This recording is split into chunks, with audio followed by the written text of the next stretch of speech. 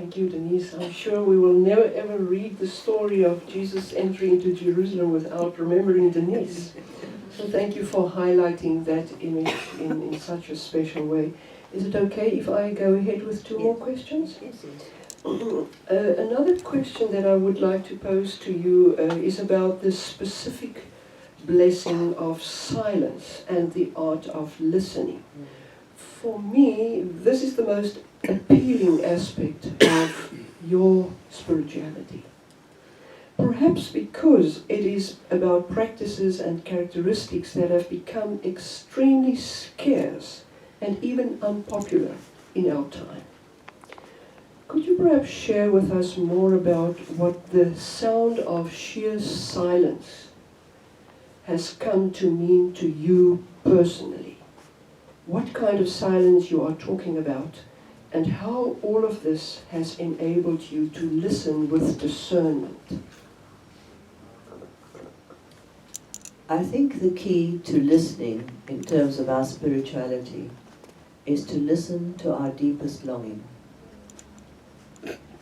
Once we are able to focus in on our deepest longing, we are then beginning to have a new kind of awareness, not only of who we are, but who God is.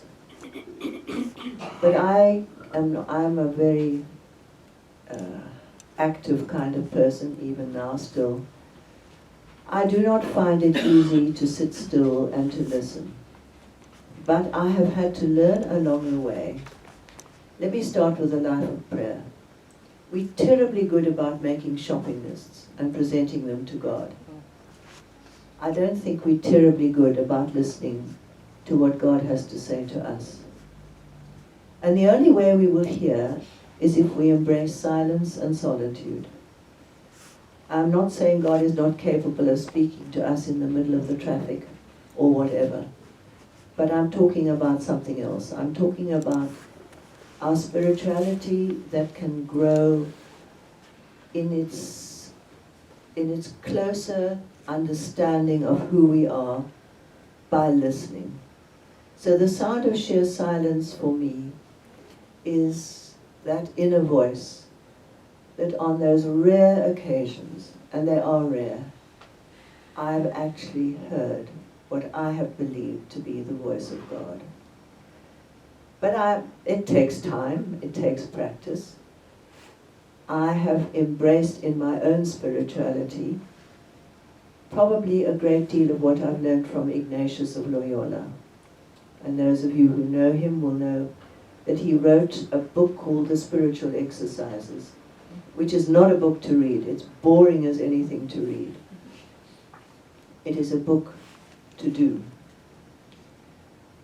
And in my tradition, there are traditions of what are called spiritual direction, retreats, times of silence and solitude. And that's been part of my experience as a Christian. I cannot go through a year without taking time off on retreat. I also learnt a great deal from my beloved Desmond. When in the 80s, I was working for him, by the way. I worked for him for 3 years. In those terrible 80s, you may remember one emergency after another, awful things were happening. I was heavily involved in anti-apartheid stuff. And working for Desmond, he taught me one thing. Every single month, he would march, he would go to the funerals, he would get the blue dye all over him, he would get, all those kind of things. But every single month, he took off 3 to 4 days when you couldn't get hold of him, when he just went into silent prayer. So he taught me in the 80s that yes, you fight for justice, but at the same time, you take off time to be silent with God. Later, I was privileged enough. I decided after, and I write about it in the book, I don't want to talk about myself too much, but I write about it in the book. I had been diagnosed with cancer. I then had an operation. I was then supposed to have treatment for the cancer, which I postponed because it just didn't seem to me to be right. What I had organized a year before was to go to a Jesuit retreat center in northern Wales to do the spiritual exercises. That meant growing silent for 30 days. And I want to promise you, if you grow silent for 30 days, you can no longer run away from yourself. You are really faced with yourself. And it is a life-changing experience. I write very briefly about it in the book because it's an extremely personal thing. But that doesn't mean you've all got to do a 30-day retreat. It means just taking time off in silence to listen. And I think that should be part of our prayers. I think it should be part of our patterns that we teach people. And I think that God can speak to us, of course, in any way at all. Meditating on the scriptures is one of the ways, I think, if you meditate on it in silence, is a very powerful way of trying to understand more about yourself and more about your God. Certainly in times of just completely sitting quietly, just being receptive and quiet, are very good times also for that sort of thing. So yes, trying to listen to God doesn't mean that I'm not the queen of distractions. I can listen and try to grow quiet, and I can hear every single bird, every single traffic, every single radio playing wherever or whatever, every door that slams. But distractions you learn to live with, and you learn to acknowledge them and let them go. And eventually, you do cultivate a kind of ability to be quiet. And then I just want to say one more thing about the spiritual exercises, and then I'll stop.